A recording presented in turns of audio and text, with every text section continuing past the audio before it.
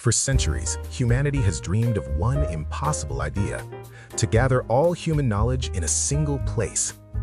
That dream once had a name: the Library of Alexandria. Founded in the early 3rd century BC in Egypt, the library was created during the reign of Ptolemy I Soter, one of Alexander the Great's generals. But this was not just a building full of books.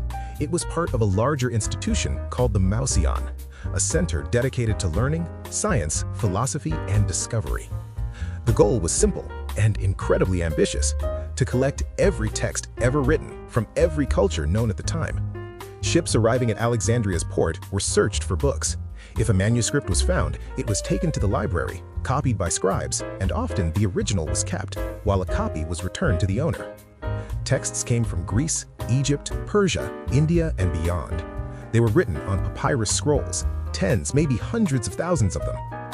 Inside the library worked some of the greatest minds of the ancient world: Euclid, whose geometry still shapes mathematics today; Eratosthenes, who calculated the Earth's circumference with stunning accuracy over 2,000 years ago; Hipparchus, who mapped the stars. Doctors, astronomers, poets, translators, and philosophers all lived and worked there. The library wasn't just preserving knowledge, it was creating new knowledge. Scholars debated ideas, challenged myths, studied anatomy, translated texts, and questioned how the world worked. In many ways, it was the first true research university in history.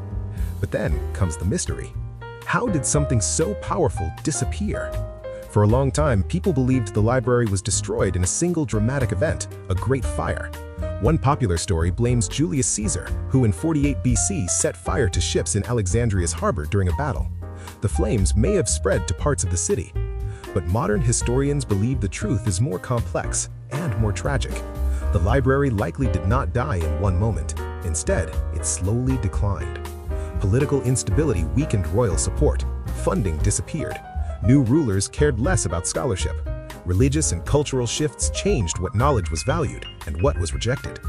Over centuries, parts of the library were damaged, abandoned, or destroyed.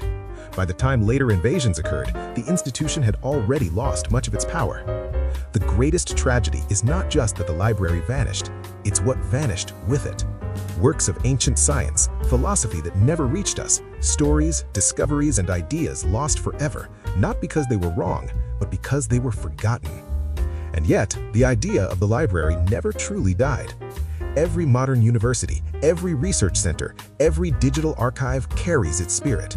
The belief that knowledge matters, that ideas should be shared, that learning can unite humanity. The Library of Alexandria reminds us of something essential. Knowledge is fragile. Progress is not guaranteed. And when curiosity is ignored, the cost can echo for thousands of years. The greatest library in history didn't fall because humans stopped learning. It fell because they stopped protecting knowledge. And that lesson still belongs to us.